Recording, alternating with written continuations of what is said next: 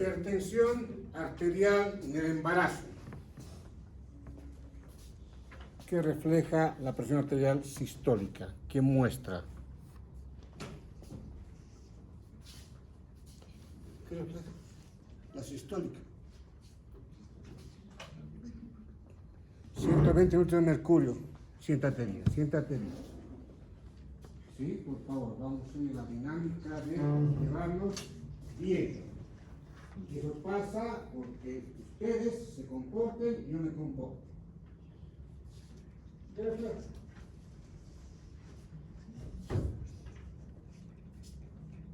Y aprobaron cardiología. ¿Qué muestra el sistólico? ¿Qué muestra el sistólico? La presión arterial, entonces por lo básico, lo elemental, ¿no? Si hablo de un evento patológico, debo saber lo fisiológico.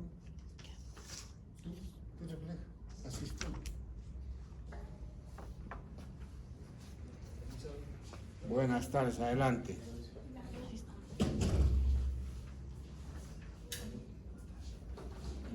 ¿Quién quiere responder? ¿Qué refleja la presión arterial sistólica? No refleja nada.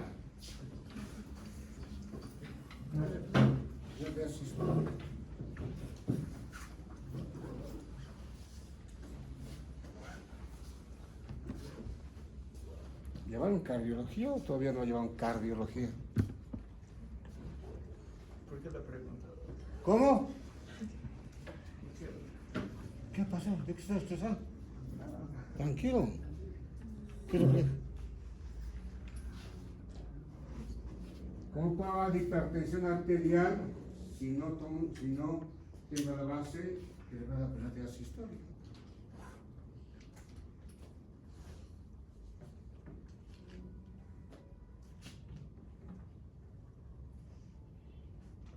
¿Qué es presión arterial?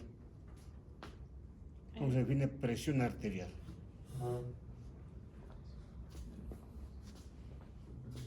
¿Qué es presión arterial? La presión arterial es, bueno, la sangre choca contra las paredes de los vasos y de ahí sale la presión arterial.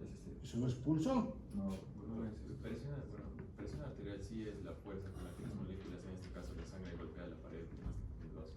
Eso es presión arterial. Entonces, ¿qué es pulso? Pulso sería. Si es la definición de presión arterial, ¿qué es pulso? Me parece sí. es histórico por la persona. Porque ¿qué es? O sea, ¿qué es una presión arterial sistólica? La fuerza con la que el ventrículo izquierdo y esta la sangre al torrente sanguíneo sistémico.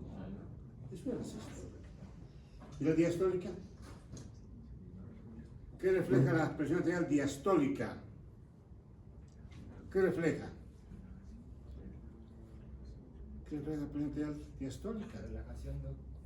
¿La relajación del ventrículo? Sí, para que pase sangre. Relajación del ventrículo. ¿Qué preocupa más, que se eleve la sistólica o la diastólica? ¿Por qué me preocupa que se eleve la diastólica? ¿Qué me está reflejando si se eleva la diastólica? ¿Que se relaja más el ventrículo o qué me está reflejando?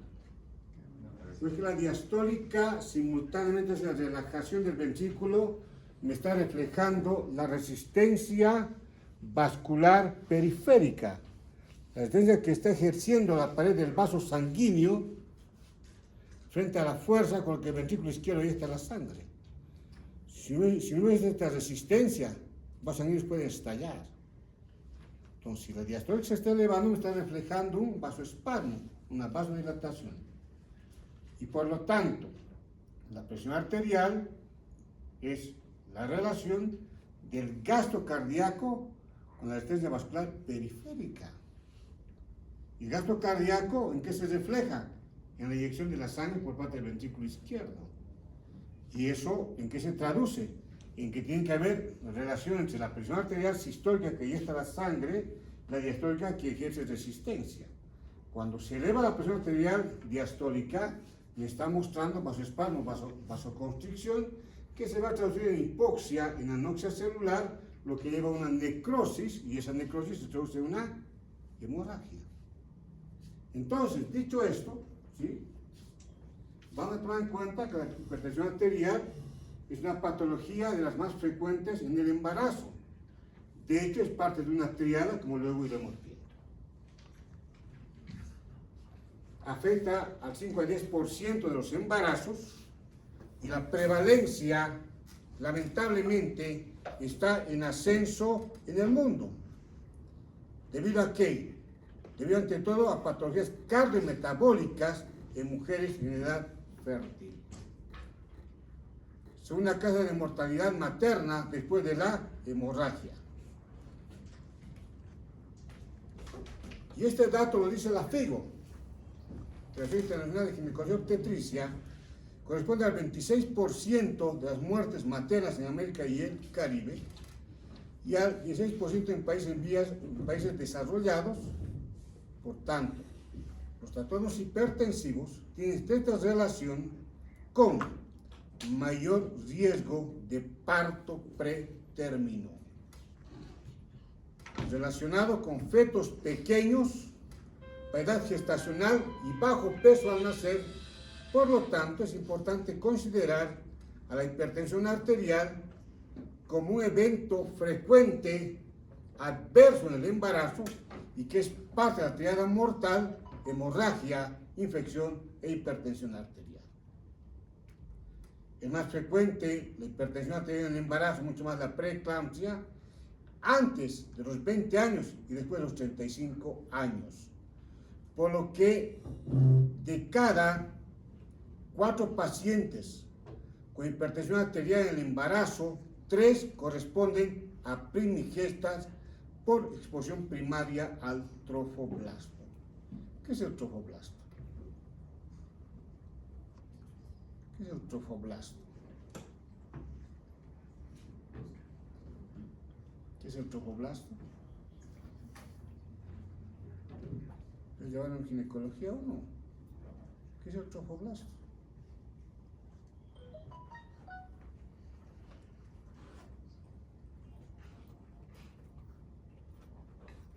¿Qué es el trofoblasto? Es la capa de células que forma la parte externa del blastocito. Y entonces, después de la fecundación, 6 a 8 días después de la fecundación ocurre la implantación o nidación, en forma de que se implanta el óvulo fecundado. ¿En forma de qué se implanta el óvulo fecundado? En forma de blastocisto. La estructura celular superficial del blastocisto corresponde al trofoblasto, que es quien va a invadir a la decidua y permitir la placentación. ¿Qué es la decidua? Es la capa que se forma en el... Muy bien, entonces el endometrio cambia su estructura histológica, como bien dices, hacia una estructura histológica que permita la implantación o nidación. El endometrio solo en forma de decidua permite la implantación. Un endometrio proliferativo, endometrio secretor, no permitiría la implantación. Entonces, es quien va a entrar en estrecha relación el trofoblasto con la decidua. Clasificación, unos llaman síndrome, otros llaman trastorno, y en definitiva denominaremos hipertensión arterial en el embarazo. Son 5 patologías que engloba este evento hipertensivo. Hipertensión arterial gestacional, antes de una hipertensión arterial inducida por el embarazo, que incluía a la hipertensión arterial transitoria. Aquella hipertensión arterial que se instaura en el embarazo, pero que no sufre mayor complicación que solo la hipertensión arterial. Preeclampsia, evento hipertensivo que representa a la hipertensión arterial en el embarazo como tal. Eclampsia, hipertensión arterial hipertensión arterial crónica, hipertensión arterial que tiene relación con preeclampsia, la preeclampsia sobreañadida a hipertensión arterial crónica. 5 patologías que engloban la hipertensión arterial en el embarazo.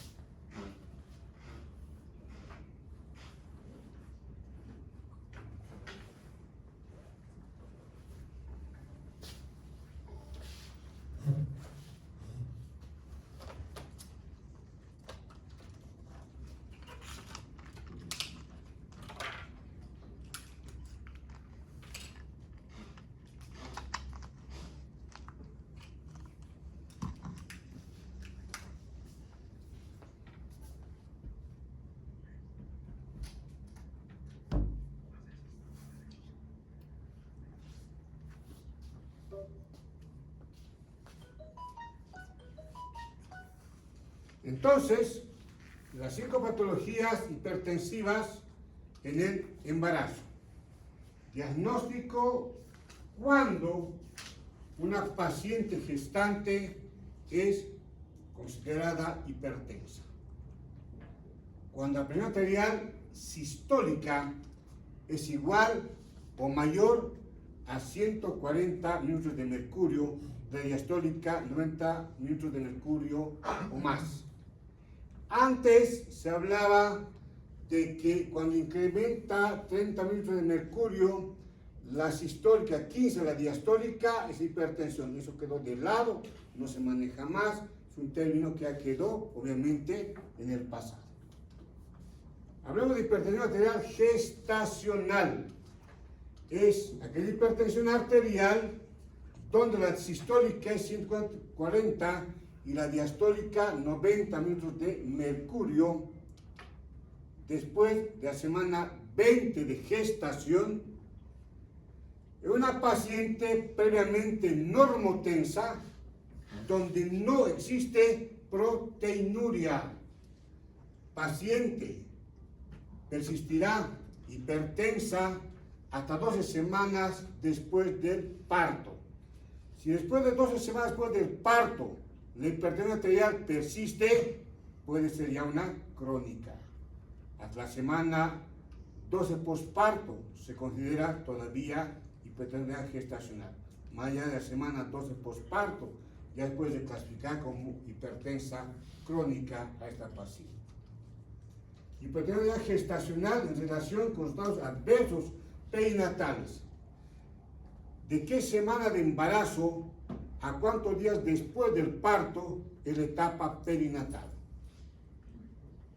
Las 22 semanas. Semana 22 hasta 28 días después del nacimiento. Hasta etapa, o sea, abarca la etapa fetal tardía y la etapa neonatal. La mitad de pacientes con hipertensión arterial gestacional eventualmente podrían tener proteinuria. Y ahí ya cambia el diagnóstico a preeclampsia. Acá es importante tomar en cuenta lo que significa el daño de órganos blancos, órganos diana en la hipertensión arterial, como son cerebro, corazón, hígado y riñones. De evidenciarse daño de órganos blancos, de órganos diana, ya estuvimos hablando de una preeclampsia, es importante diferenciar la gestacional ya de la preeclampsia.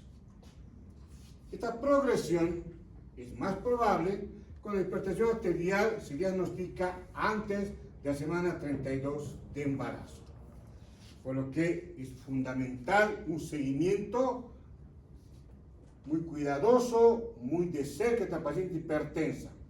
Semana 26, paciente de tener presión arterial normal, debe tener 150-90 de presión arterial. A partir de ahí debo buscar si presenta o no proteinuria, si existe o no daño de órgano diana, para reclasificar de repente de una gestacional hacia una preeclampsia.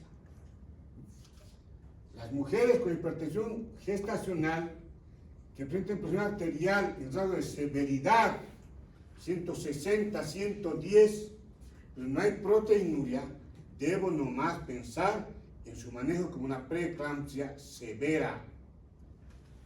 El desarrollo de un trastorno hipertensivo del embarazo tiene estrecha relación con mayor riesgo de daño cardiovascular en el futuro, mayor riesgo de infarto agudo al miocardio, insuficiencia cardíaca, hipertensión arterial crónica, accidente cerebrovascular, por lo que se considera que este mayor riesgo se determina por daño endotelial permanente causado por la preeclampsia. Ustedes bien saben que un endotelio sano, intacto, indemne, es sensible a sustancias vasodilatadoras. Un endotelio dañado es sensible a sustancias vasopresoras. También, porque las pacientes con preeclampsia comparten factores de riesgo con patología cardiovascular como obesidad y diabetes, entre otras entidades clínicas que pueden predisponer tanto a padecer preeclampsia como predisponen a patologías cardiovasculares en el futuro. Criterios diagnósticos de hipertensión arterial gestacional. Presión arterial igual o mayor a 140-90 metros de mercurio por primera vez en la segunda mitad del embarazo. No hay proteinuria, también proteinuria ya es preeclampsia. Normalización de la presión arterial de la semana 12 postparto. Muchas veces diagnosticamos de manera tardía, presión arterial gestacional después del parto. Puede haber signos de preeclampsia como epigastralgia o trombocitopenia que hay que tener mucho cuidado, nunca relativizar, no normalizar, porque estarían reflejando que la presión arterial se está agravando, que la hipertensión arterial gestacional podría estar pasando a una preeclampsia. ¿Alguna pregunta sobre esto de tener gestacional? ¿Alguna pregunta, alguna duda? Muy bien, sigamos. Preeclampsia, aparición de hipertensión arterial y proteinuria en la mitad del embarazo, en ausencia de proteinuria. Muchos autores dicen, para la preeclampsia no están los libros, sino los artículos, algunos artículos recientes, que ya la proteinuria está intentando dejar de lado, pero didácticamente vamos a mantener la proteinuria para diferenciar de la hipertensión gestacional. Entonces, si aparentemente no existe proteinuria, debo verificar, evidenciar en la paciente si hay trombocitopenia, insuficiencia hepática con perfil hepático alterado, insuficiencia renal con perfil renal alterado, insuficiencia pulmonar, alteración cerebral o visual. Esta paciente ya está cursando con una preeclampsia, porque a pesar de que los valores de proteinuria no son los parámetros para una preeclampsia, pero ya este daño de órgano diana me está reflejando que la hipertensión arterial no está siendo la única causa del daño, sino que también hay factores que están predisponiendo a esta severidad. Complicaciones maternas de preeclampsia. Desprendimiento prematuro de planeta normoinserta. ¿Qué es útero de Cuvelier? Señor Cuvelaire. Es cuando la sangre se va a la pared y forma como un hematoma del útero, como detrás, y forma el útero. Y complicación de esta patología, ¿no? Sí. Y entonces, útero apopléjico, útero en trapo. El útero pierde su capacidad de contracción, entra en un estado de atonía uterina y lamentablemente es causa de histerectomía, sino de mortalidad materna. Muy bien. Lesión renal, insuficiencia hepática, edema pulmonar como complicación materna, insuficiencia cardíaca, un cerebrovascular, complicación fetal. ¿Puede volver atrás, por favor? ¿Que no lo voy a sacar la foto o qué? Está bien. Muy bien. Complicación fetal. Restricción de crecimiento intrauterino. ¿Qué es eso? ¿Qué entienden por esta RCU? Bueno, entiendo que puede ser asimétrico o simétrico dependiendo de las características de la restricción. Entonces, es cuando el feto no alcanza su potencial de desarrollo y este está bajo del percentil 10. ¿Qué es un percentil? Es un ¿Qué es un percentil? ¿Qué es percentil? ¿Qué es un percentil? Parámetro antropométrico. ¿Qué ejemplo podemos dar?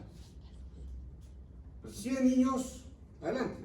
un percentil de peso, por ejemplo, si un feto es o de, ¿cómo se dice? Si es macrosómico, ¿no?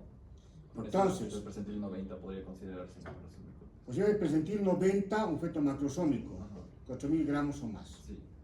Luego del percentil 10, un feto que pese menos de 2.500 gramos, por ejemplo. Entonces, percentil 10, 2.500 gramos. Percentil 90, 4.000 gramos. Encima de este peso, Ya, más de 90, macrosómico y lo otro. Muy bien. Parto pretérmino. ¿Qué es parto pretérmino? ¿Qué es parto pretérmino? Quiero que tomen en cuenta que en ginecología 2 llevamos la patología obstétrica y ginecológica. Pues vamos a abordar mucho en ginecología 1. Entonces ustedes llevan ginecología 1, vamos a repasar. ¿Qué es parto pretérmino? ¿Cómo definen parto pretérmino? Parto que no alcanza a mayo, las 36.6. Antes de la semana 37, Ajá. después de la semana 22. Entonces, les cambio la pregunta. ¿Cuándo inicia el embarazo? ¿Con la fecundación o con la implantación? Con la implantación. Si solamente hay fecundación y no hay implantación, no hay embarazo. De hecho, alguna dama dirá que he quedado embarazada, me vino la menstruación, de repente hubo fecundación, pero no hubo implantación. Y entonces no hay embarazo. ¿Y cuándo concluye el embarazo? Después del puerperio, cuando acaba el puerperio. ¿Todo embarazo llega a término? No. No. Y entonces, ¿cuándo inicia? Hay certeza. Cuando concluya, no hay certeza. Interrumpe hasta la semana 22, aborto. Semana 23 a 27, ¿qué denomina? Parto, pretérmino con producto inmaduro. Semana 28 a 36, ¿qué se denomina? Parto, pretérmino con producto prematuro. Semana 37 a 41, a término. 41 semanas o más, postérmino. ¿Sí? Entonces, ¿qué es interrumpe el embarazo? Después de la semana 22, antes de la semana 37. Y la pregunta para todos ustedes. A ver. Este fue la gota que rebasó el vaso. Vamos a aclarar las cosas. Saben que yo doy simulación en el piso 9 y de ahí vengo. Siempre voy a estar puntual acá. Entonces, 10 minutos de tolerancia. Ven la puerta cerrada, ya no ingresan. Vayan a tomar café, vayan a hacer otra materia y ya no ingresan. Ya voy a tener la lista en Teams, así que saben 10 minutos. ¿Alguien no está de acuerdo? Usted lo hizo mejor también, no llega, después está llegando. 10 minutos de tolerancia desde la siguiente clase. Toda paciente embarazada debe recibir corticoides para madurar al feto. No. ¿Quiénes deben recibir? ¿A quién voy a administrar corticoides para madurar al feto? Al menos el parto prematuro. Las que no están en Y entonces, paciente de alto riesgo, tengo una paciente con embarazo gemelar. Sí. ¿Le doy corticoide? Tengo un paciente con diabetes. ¿Le doy corticoide? No. Pues, ¿a quiénes? Las personas que no están inmunosuprimidas, tal vez. Cuando- Aquellas pacientes que sospechen que los siguientes 7 días ocurrirá el nacimiento. Ah. Un estudio de un médico, de un ginecólogo panameño, demostró, por ejemplo, que si yo doy corticoides a una paciente y resulta que el embarazo llega a término, en efecto, cuando vaya a nacer y en su vida tendrá trastornos mentales. Así que el corticoide de rutina no va más, solo cuando sea necesario, sobre todo que los siguientes días ocurrió el nacimiento. Óbito fetal. ¿Qué es óbito fetal? ¿Durante el embarazo o después? El embarazo, ¿no? Pues un embarazo es feto, después ya es neonato. Comedores neonatales, alteración en neurodesarrollo. Y este niño, esta niña, es un tonto, es una tonta, no aprende nada. ¿Cómo le investigan antecedentes neonatales, antecedentes del embarazo, antecedentes del parto? Si su mamá pasó una patología hipertensiva, otro tipo de patología en el embarazo.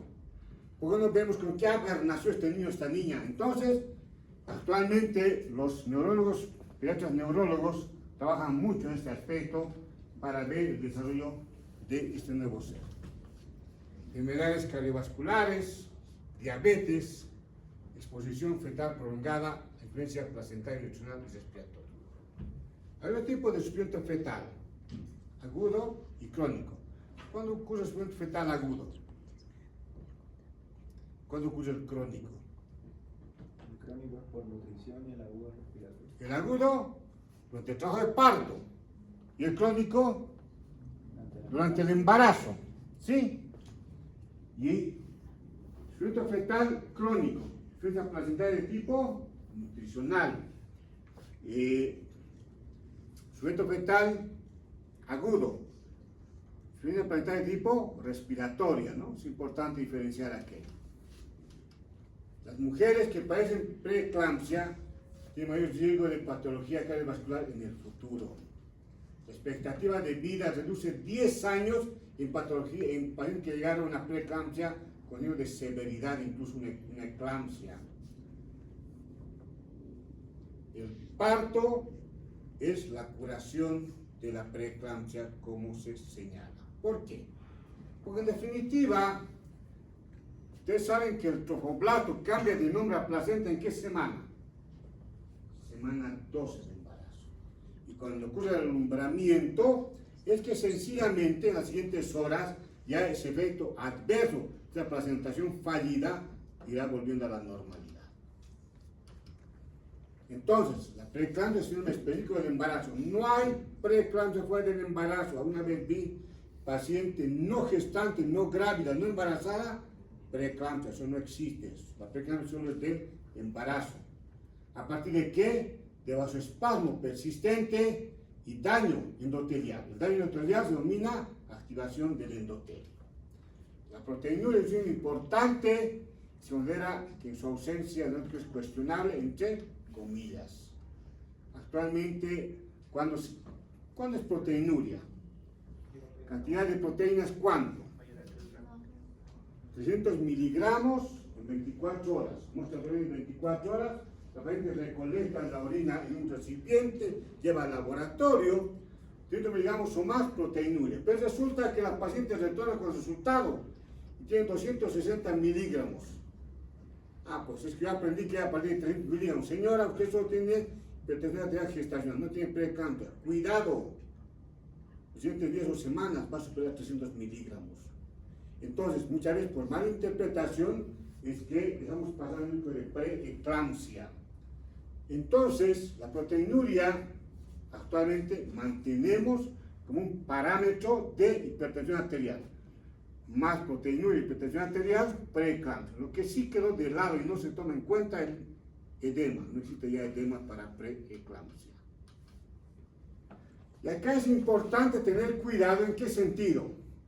Hipertensión arterial diastólica está elevando 95 minutos de mercurio o más, triplica mortalidad fetal y si hay epigastralgia por daño de causa de Gleason, dolor hipocondrio derecho, está reflejando necrosis hepatocelular, incremento de enzimas hepáticas tipo transaminasas, que corresponde finalizar el periodo de embarazo.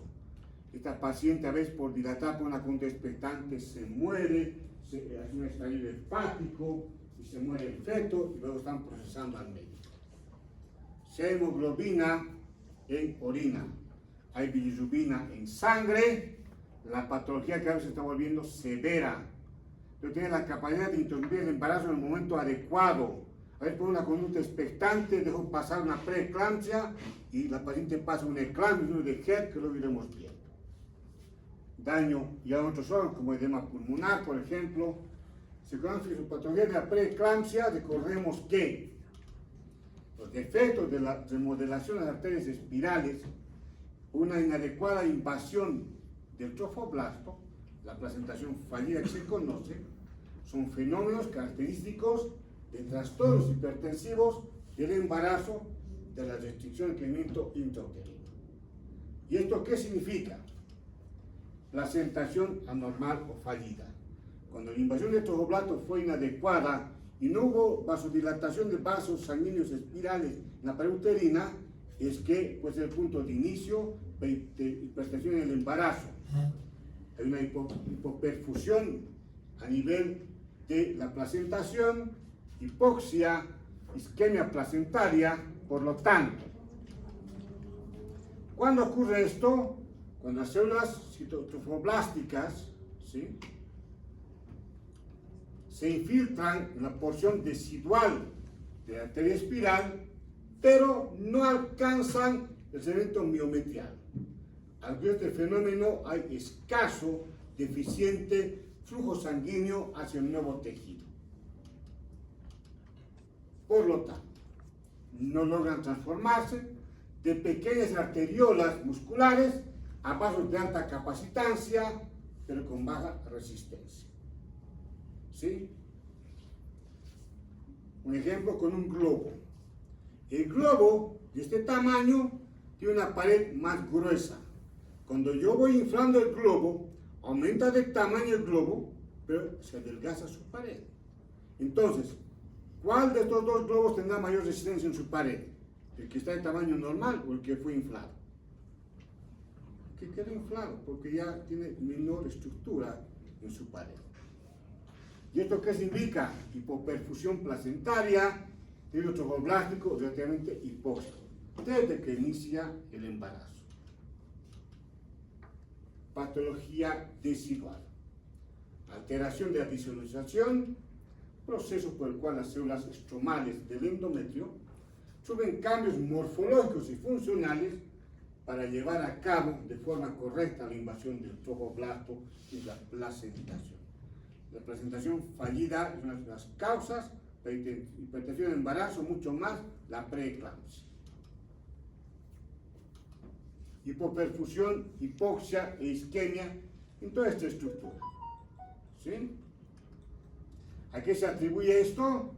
Factores inmunológicos maternos, factores genéticos maternos, inflamación, sensibilidad aumentada a la angiotensina 2 dentro de la fisiopatología hipertensiva y con activación de complemento. ¿Cómo diagnostico preeclampsia? Hipertensión arterial, 140-90 o más, después de la semana 20 de embarazo. Proteinuria, 100 miligramos o más en 24 horas. Se incrementa el riesgo de preeclampsia.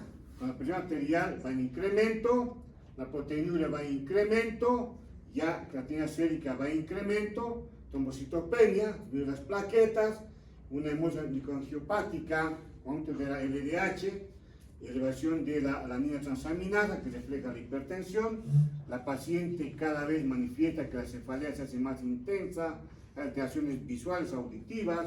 Doctor, me duele mucho la cabeza, tengo subido en el oído, veo como estrellitas, como lucecitas, fosfenos, acufenos, cotomas, tinitos, y obviamente el dolor epigastrio persistente me está reflejando, así el hígado no esté plenamente a nivel de epigastrio, me está reflejando daño hepático. No tomo conductas, esto se agrava cada vez más. Antes la preeclampsia se clasificaba en leve, moderada y severa. Ahora solo leve y severa. Y actualmente a la preeclampsia leve, solo preeclampsia. A la preeclampsia severa, preeclampsia con signos de severidad. Y entonces, presión arterial diastólica en la leve, menos de 100 mililitros de mercurio, severa 110 o más, la proteinuria de 100 miligramos a 2 gramos en 24 horas, más de 2 gramos en la severa, cefalea, trastornos visuales, dolor abdominal superior o liguria, no existe en la leve, sí en la severa. Llego de que pase a una eclampsia, es más probable en la severa. Creatinina sérica está normal, trombocitopenia está ausente, en tanto que así está elevada. Incremento de enzimas hepáticas mínima en la leve, sí en la severa.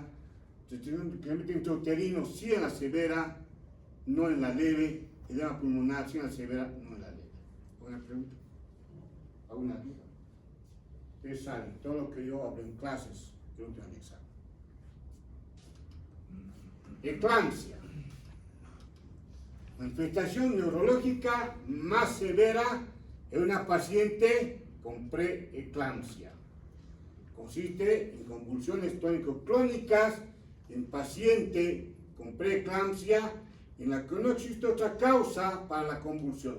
El paciente no padece epilepsia, no hay isquemia, infarto arterial cerebral, no hay hemorragia intracraneal, no consume drogas que pueden significar daño neurológico con convulsiones. Alrededor de un tercio de las eclampsias ocurren en el postparto, lamentablemente.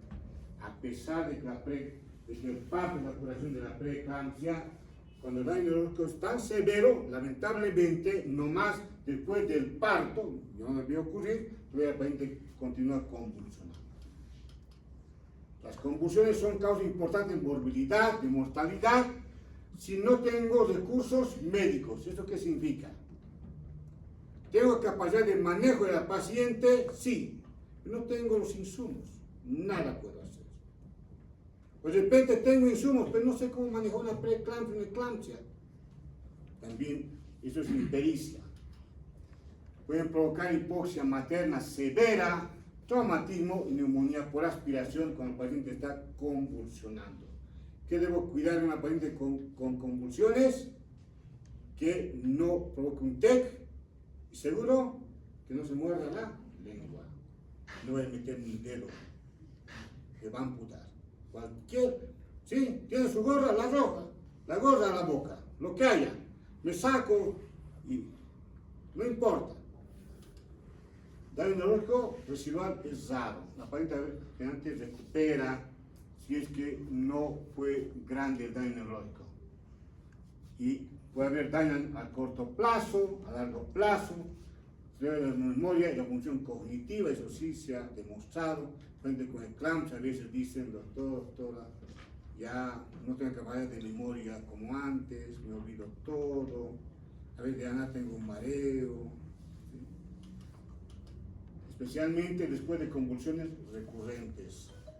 Y esto es importante que el médico sepa manejar. No puedo, como médico, dejar que el paciente llegue a convulsionar. Debo interrumpir el embarazo antes de que llegue a esta etapa. Pero va a entrar en incubadora el feto, está bien, pero va a estar vivo. Y la madre va a estar viva también. Está documentado pérdida permanente de sustancia blanca, imágenes de resonancia magnética. Después de eclampsia, en 4 de estas pacientes, sin embargo, esto no refleja daño neurológico significativo, evidente. Y esto de evidente es que no hay que dejar de lado. Decir, no pasa nada, no. Hagamos seguimiento en los siguientes años, veremos si hay algún daño neurológico. Un alto porcentaje de los casos, la eclampsia es precedida por síntomas de irritación neurológica como cefalea occipital refractaria a tratamiento, fotoxias, fotofobia, alteración de conciencia, hiperreflexia. Muchas pacientes no presentan signos premonitores de eclampsia ante la convulsión. Súbita, repentinamente convulsión. Incluso pueden presentarse en ausencia de proteinuria, hipertensión arterial. Ten mucho cuidado. Entonces, saber interpretar la hipertensión arterial. Les voy a dar un dato entre paréntesis que lamentablemente ya quedó de lado. Les decía, ¿y usted cuándo se acordó que lleva ginecología? 10 minutos de la siguiente vez, si no, afuera a tomar café. Y entonces les decía, antes se señalaba, cuando la diastólica incrementa 30 minutos de mercurio, la sistólica 15, ya es hipertensión arterial. Y ese dato hay que tenerlo como un parámetro en su momento que nos puede servir. Para hacerlo fácil, la paciente antes del embarazo, 100 minutos de mercurio sistólica, 60 la diastólica, puede estar exagerado el dato, pero manejemos ahí. Cuando tenga 130, 75, la paciente ya es hipertensa. Y ahí no debe estar 140, 90. Es importante ese dato, aunque ya la bibliografía dejó de lado aquello. Otra complicación neurológica de la preeclampsia es una de encefalopatía posterior reversible. Se presenta con una variedad de signos y síntomas neurológicos como pérdida de visión, convulsiones, cefalea, alteración del sensorio, confusión y diagnóstico de esta disopatía posterior reversible se realiza por ausencia de edema vasogénico e hiperintensidades en las caras posteriores del cerebro en resonancia magnética. Durante la eclampsia, hay incremento de la contractilidad uterina y del tono uterino. Obviamente la eclampsia afecta también al feto, provocando que la fetocardia se desacelere de manera prolongada, dando inclusive un DIP 2, un DIP 3. ¿Qué es un DIP? ¿Qué son los DIP? ¿Qué indica DIP? Desaceleración intraparto. ¿Cómo es un DIP 1? ¿Cómo es un DIP 2? ¿Cómo es un DIP 3? ¿Cómo son los DIPs? Ya en ginecología uno es cuando se va hablando de bienestar fetal, repasen, puede ser parte del examen. Cuando les digo eso, ¿qué significa? Luego podrán decir, pero no te explicó, te dije que revisaron. Entonces, es manera compartida. Entonces, todos estos eventos que afectan al feto pueden quedar exacerbados después de una convulsión. Hay hipoxia, hipercapnia materna, que naturalmente afecta al feto, por lo que estabilizar a la gestante no es paso para recuperar el bienestar del feto, eso es fundamental. Muchas veces, con mucha pena, han visto óbito fetal después de una eclampsia. Entonces, ¿qué corresponde después de este evento convulsivo? Requiere el embarazo por la vía más expedita. Hay condiciones para parto vaginal, parto vaginal. No hay condiciones, se sabe. Como diagnóstico, eclampsia, convulsión generalizada, que no puede atribuir otra causa que un paciente con preeclampsia. Para que exista eclampsia, tiene que haber preeclampsia. ¿Preguntas sobre preeclampsia? ¿Alguna duda?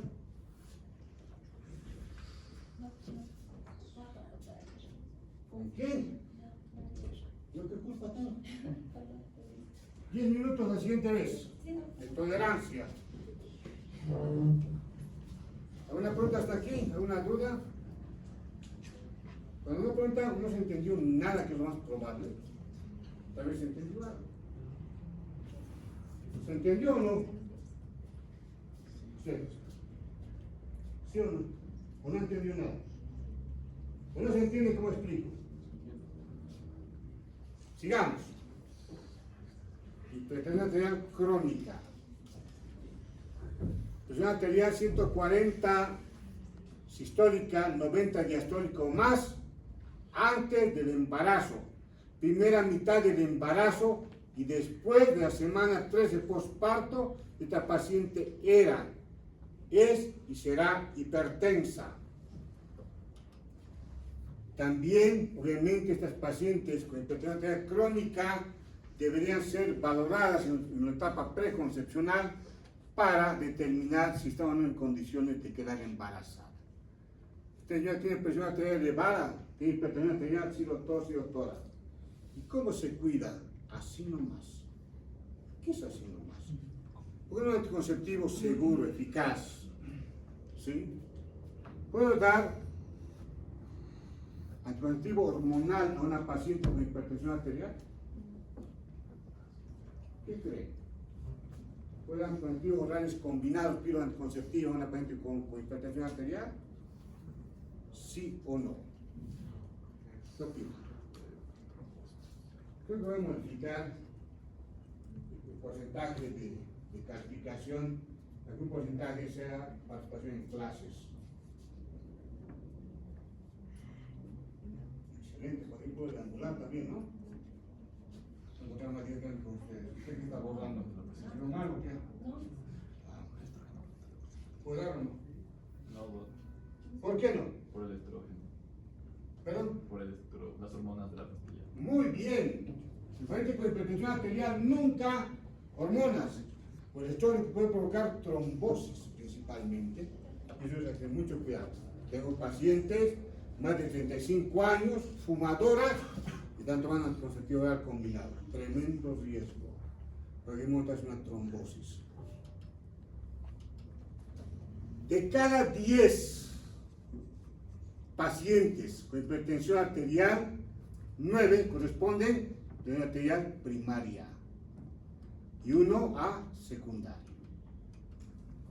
Factores como paciente menor de 35 años, hipertensión arterial grave o resistente al tratamiento, ausencia o antecedentes de familiares de hipertensión, alteraciones laboratorias como hipocalemia, creatinina elevado o albuminuria, a inicio del embarazo, deben hacer sospechar una hipertensión arterial secundaria.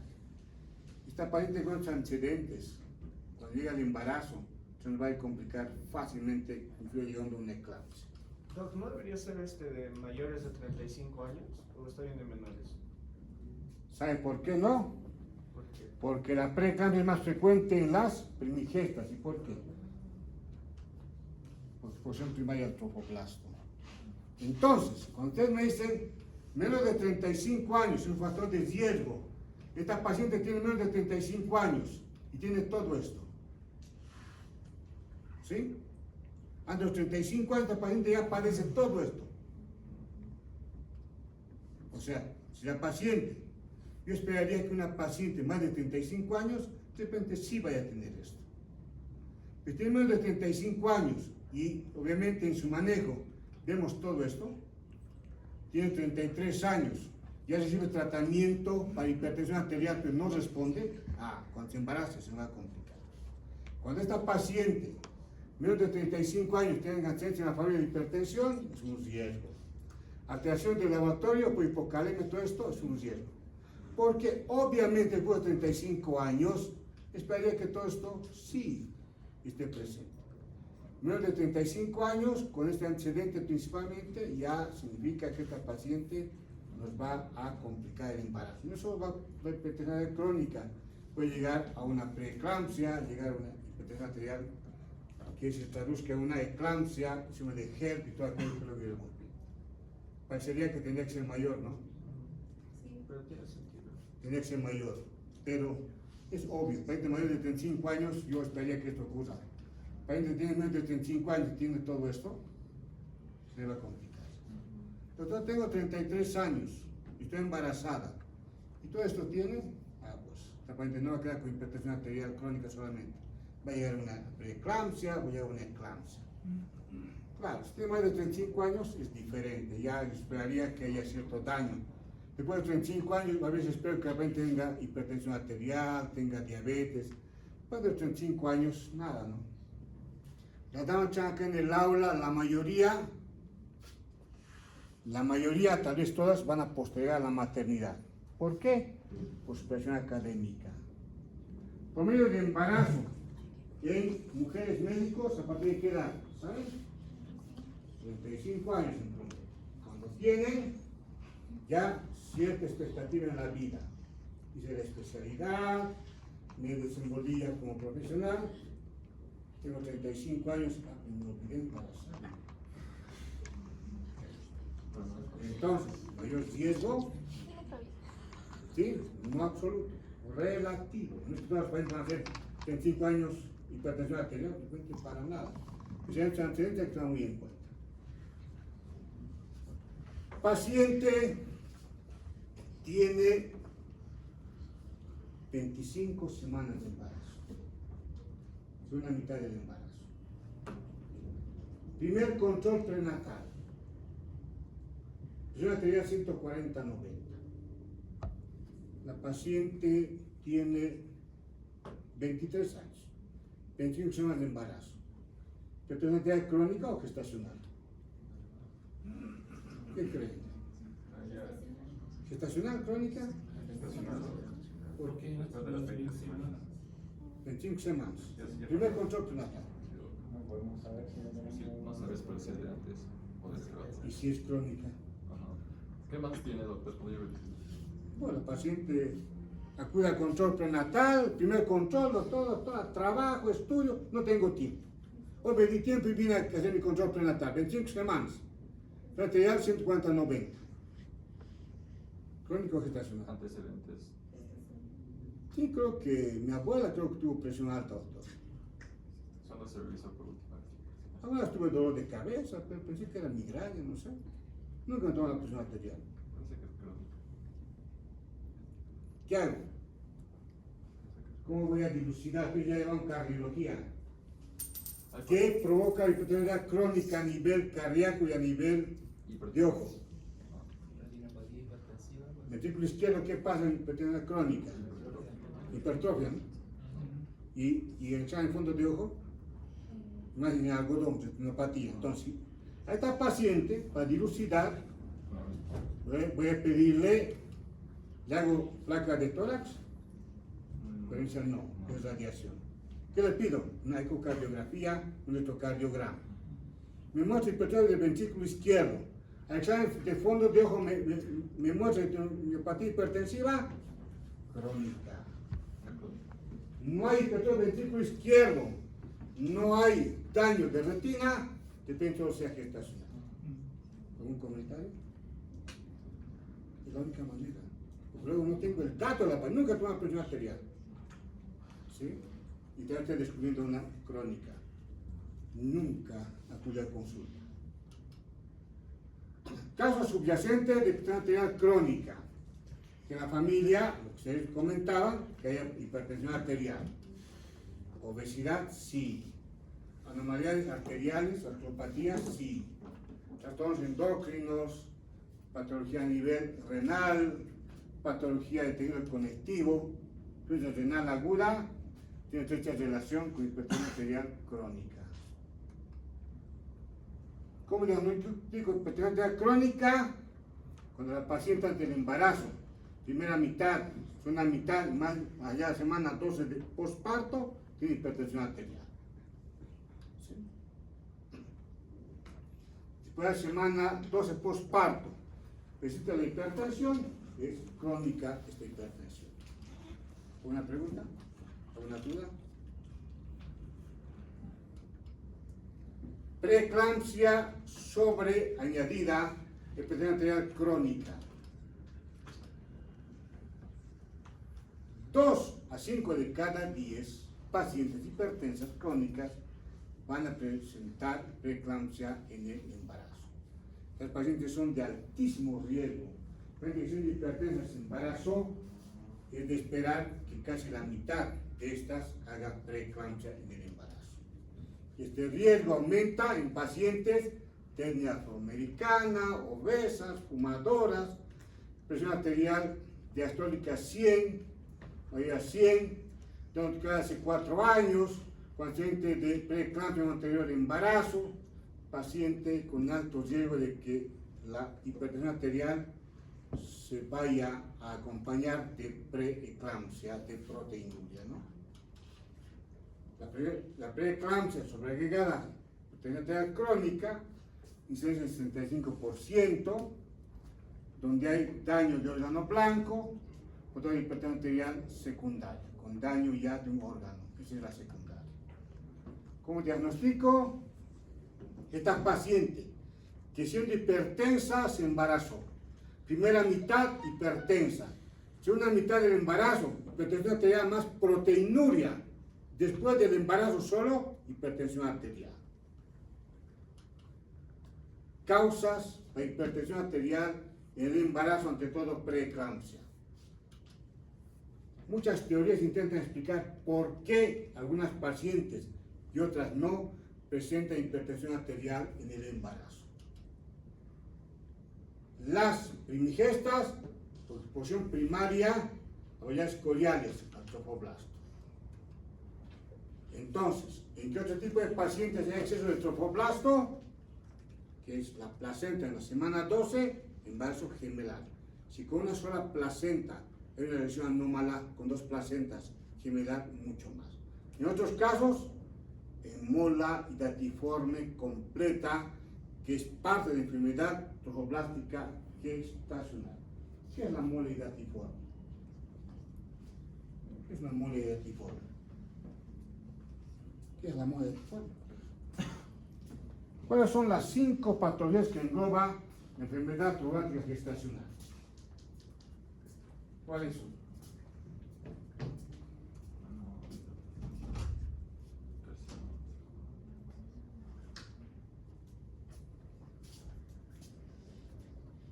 ¿Cuáles son las 5 patologías? La mora y la tiforme completa. Mola y datiforme. Muy bien. Completo parcial. Parcial, después el mola invasora. Muy bien. Invasora. ¿Qué más? Después vienen las neoplasias. Coriocarcinoma. Muy bien. ¿Qué más? Y otras dos neoplasias. Tumor de tromblasto en sitio placentario. ¿Qué más? Tumor de tromblasto epitelioide. ¿Sí? ¿Y qué es la mole datiforme? Es el crecimiento acelerado y anormal del trofoblasto. Ya. Degeneración hidrópica, lugares coriales. Imagen ecográfica, la mole datiforme completa. Es panal de abejas, tormenta de nieve. Muy bien, tormenta de nieve, panal de abejas, virus merilado, todo aquello. Entonces, paciente, no hay que perder de vista, por ejemplo, que el paciente con mole datiforme completa, este paciente, semana 10 de embarazo, y tiene preeclampsia. Y la preeclampsia no es de primera mitad, pero en mola sí, por superabundancia de tromblasto. ¿Sí? Muy bien. Paciente con patología vascular preexistente. ¿En qué caso? Paciente diabética, con daño, con una vasculopatía diabética, con daño endotelial. Entonces también la paciente con diabetes que se embaraza puede en el embarazo instalarse hipertensión o que esta paciente siendo diabética también sea hipertensa. O que gente predispuesta a hipertensión arterial. Las causas potenciales, ya hemos señalado, presión del trofoblasto anormal de vasos uterinos, placentación fallida, intolerancia inmunitaria entre tejido materno y tejido fetoplacentario, mala adaptación de la madre a cambios cardiovasculares o inflamatorios de la gestación normal. O influencia genética, vasoespasmo. La vasoconstricción causa resistencia e hipertensión subsiguiente. Obvio, ¿no? O se llama hipertensión arterial, no se llama hipertensión cardíaca. ¿Qué es lo primero que ocurre? ¿Qué se eleva primero en hipertensión arterial? ¿La sistólica o la diastólica? La sistólica. Hay vasoespasmo, resistencia vascular periférica. Ante ese evento, ¿qué debe hacer el ventrículo izquierdo? Aumentar su potencia para inyectar la sangre. ¿Y esto en qué se refleja? En que se eleve la sistólica. Se comete un ciclo vicioso. ¿Sí? Muy bien. El daño endotelial va a provocar fuga intersticial con depósitos celulares a nivel del subendotelio. ¿Qué va a provocar esto? Cambios ultraestructurales en la región produciendo resistencia vascular periférica. Se reduce el flujo sanguíneo, esto lleva a una isquemia, la isquemia lleva a necrosis, la necrosis lleva a hemorragia y alteración de otro órgano terminal, cerebro, corazón, hígado, riñones, que son los órganos dianos, órganos blancos de la hipertensión arterial. Activación de células endoteliales, daño endotelial. Endotelio intacto, endotelio sano, propiedad anticoagulante. Reduce la respuesta del músculo liso vascular, agonistas a liberar óxido nítrico, hay una relajación de esta estructura. Los endoteliales dañadas secretan sustancias que van a promover coagulación, incrementando sensibilidad a los vasopresores. Esta es la patogenia, en síntesis, ante todo de la preeclampsia. En la patogenia hay 3 eventos que van a ser el origen de la hipertensión arterial, principalmente preeclampsia. Placentación fallida, invasión anormal del trofoblasto hacia la decidua, enfermedad vascular materna, tipo vasculopatía diabética, trofoblasto excesivo, embarazo gemelar, mole datiforme, principalmente la completa. ¿Y esto a qué va a llevar la plantación fallida? ¿Por qué ocurre esta plantación fallida? Por factores genéticos, inmunitarios o inflamatorios.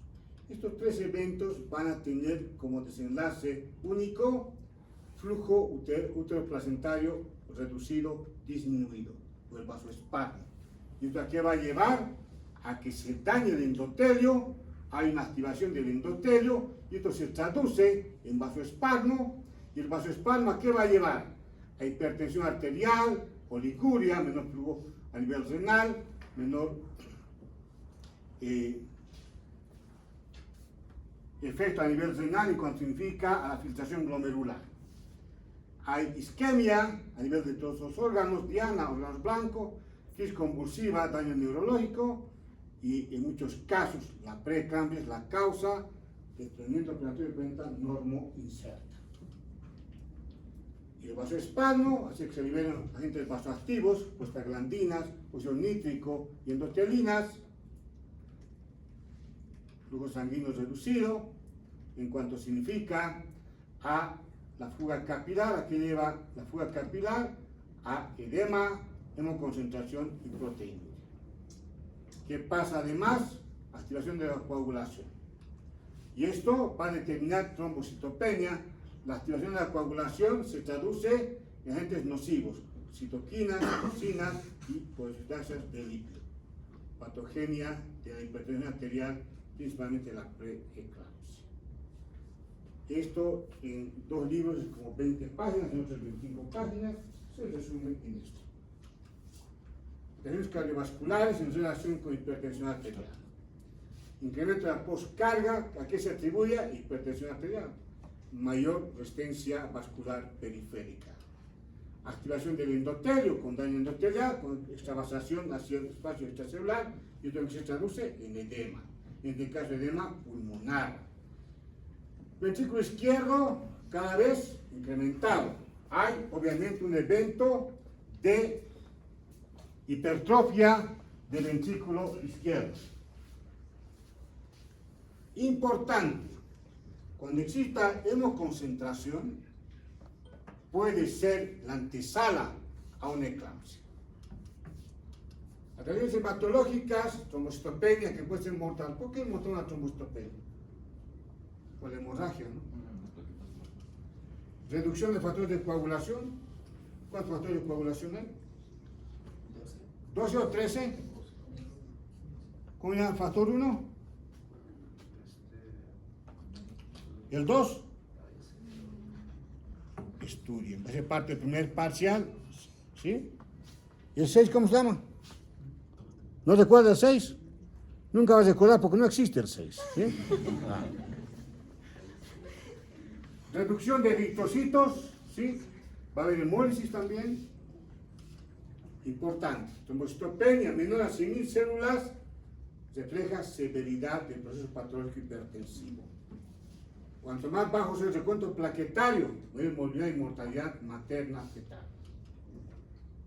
Esta es la complicación de las más temidas de la hipertensión arterial. ¿Tú la parte de tu computadora? ¿No se puede trabajar? Y ya me veré de ¿Oraciones? La triada de gel, hemólisis, enzimas hepáticas elevadas y trombocitopenia. ¿Alguna pregunta hasta ahí? ¿Alguna duda? Atención renal, flujo sanguíneo renal, filtración glomerular reducidos, excreción reducida de calcio, proteinuria, cambios anatómicos, tumefacción de células endoteliales, ahí ven los capilares glomerulares, lo que se traduce en endoteliosis capilar glomerular. Esta es la antesala a una insuficiencia renal, con depósito de fibrillas a nivel del parénquima renal. La alteración hepática, ¿el hígado duele? ¿Su parénquima? ¿Duele o no el hígado? ¿Sí o no? ¿El hígado duele? ¿Qué opina usted? ¿Duele o no duele el hígado? El hígado no, la cápsula. Está en quinta, eso. El parénquima renal no duele. ¿Qué duele? La cápsula. Es una cápsula de Gleason. Es lo que duele. Hemorragia hepática, ruptura hepática, lesiones de HELP, lesión de enzimas hepáticas, por ejemplo, lesiones isquémicas a nivel hepático, depósitos de fibrina que pueden ser la antesala de la insuficiencia hepática. Alteración cerebral. En eclampsia, coagulopatía, depósitos de fibrina, coagulopatía hipertensiva. Cefalea, que depende de la severidad del cuadro clínico cada vez se hace más intensa, alteraciones visuales, focalización en cuanto al daño neurológico, edema cerebral. ¿Por qué la paciente convulsiona eclampsia? Edema cerebral. Hemorragias cerebrales, como todo este evento que desencadena la hipertensión arterial. ¿Y la conducta? Lo primero, objetivos básicos para cualquier embarazo complicado por preeclampsia son, entre todo la preeclampsia, que es la que más se teme, no es la hipertensión en el embarazo. Interrumpir el embarazo con el menor trauma posible para la madre perfecto.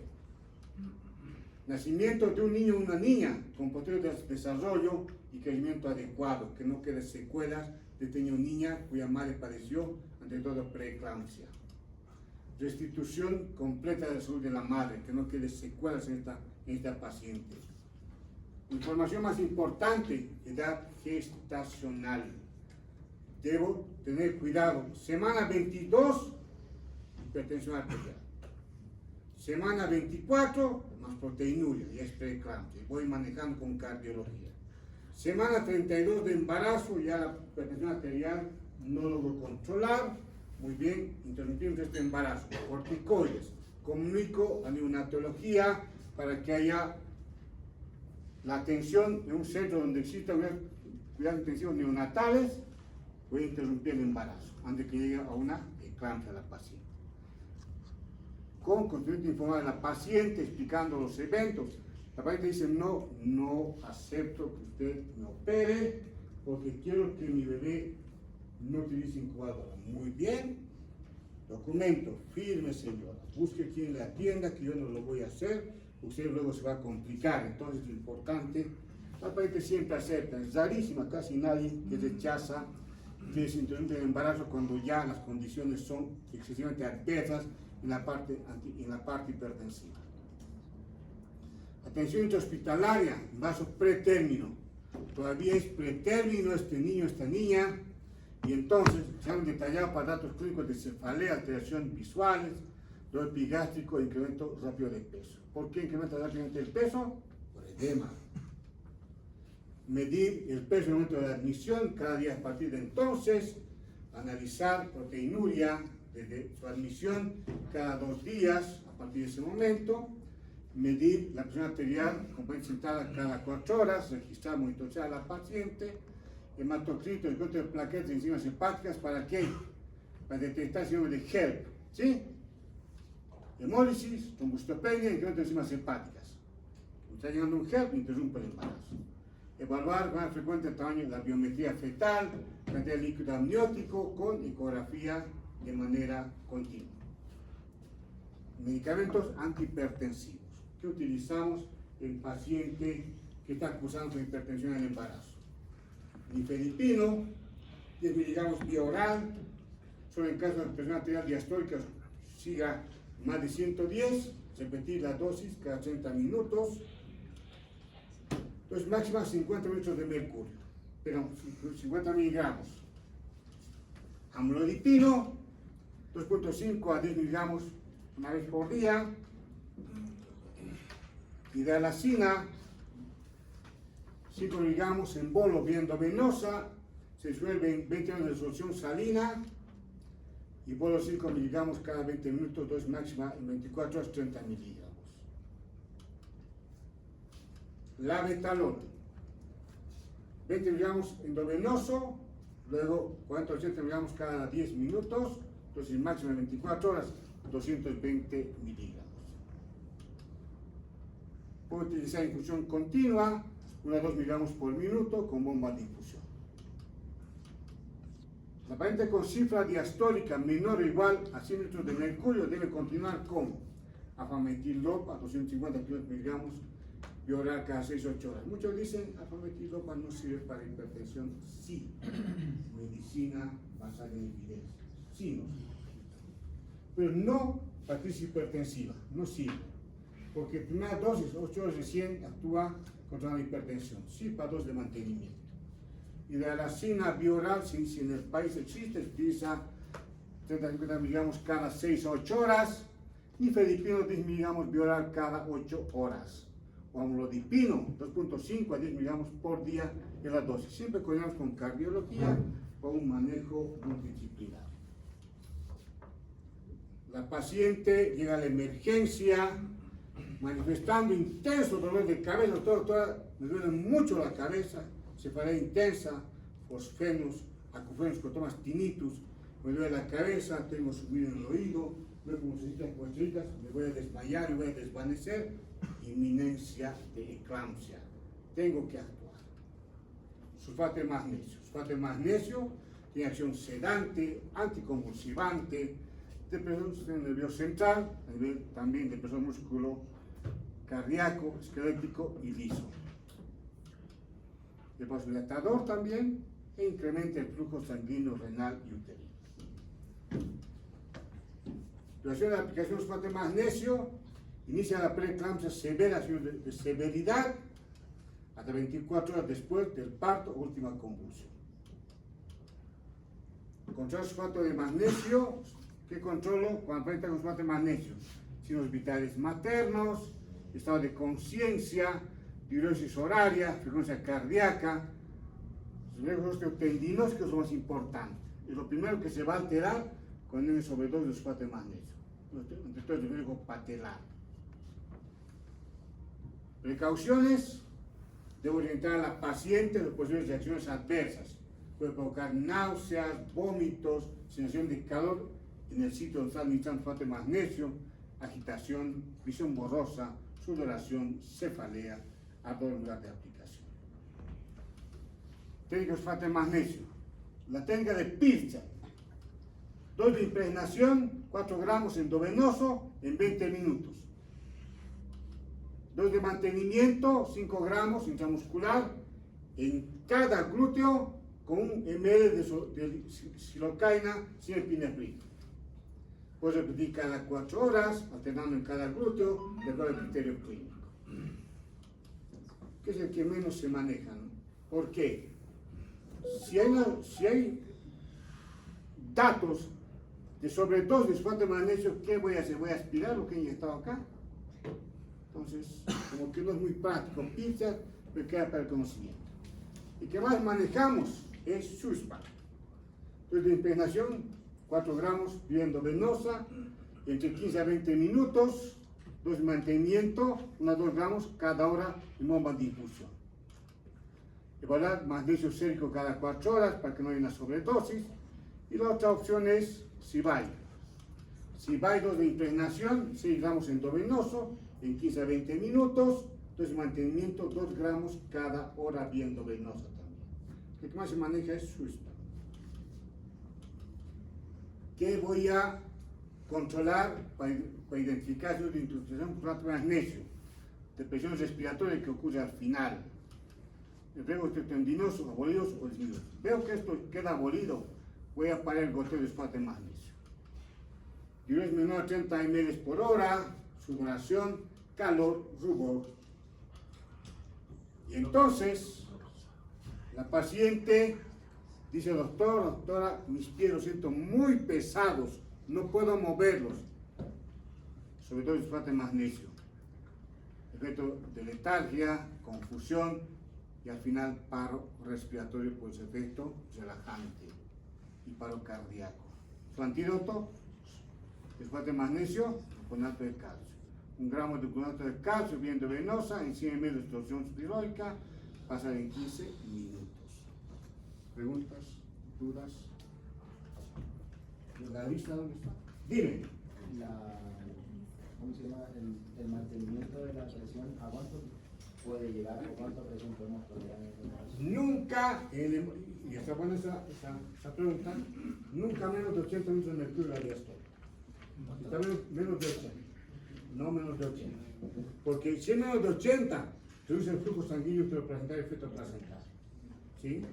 Y entonces el cuadro de resumen. Hipertensión arterial crónica y hipertensión torácica. Antes del embarazo, primera mitad del embarazo, segunda mitad después del embarazo. Hipertensión arterial crónica. La paciente antes del embarazo hipertensa. Primera mitad hipertensa. Segunda mitad hipertensa, segunda mitad después del embarazo hipertensa. Esa era hipertensa. La gestacional, antes del embarazo, normotensa. Primera mitad del embarazo, normotensa. Segunda mitad, hipertensión arterial. Antes de que transcurran 2 semanas después del parto, todo vuelve a la normalidad. Preeclampsia del embarazo, normotensa. Primera mitad, normotensa. Segunda mitad, hipertensión arterial más proteinuria. Después del embarazo, 6 semanas después, todo vuelve a la normalidad. Hasta 12 semanas inclusive. Eclampsia, antes del embarazo, normotensa. Primera mitad normotensa, una mitad hipertensión más proteína más convulsiones, después a la normalidad. Preeclampsia sobreañadida hipertensión crónica, además hipertensa, una mitad hipertensa, una mitad hipertensión arterial más proteinuria, después solo hipertensión arterial. ¿Alguna pregunta? ¿Se comprende? Muy bien. ¿La lista dónde está? ¿A quién falta en la lista? Ahí me ponen la lista. Gracias. Stop my phone, please.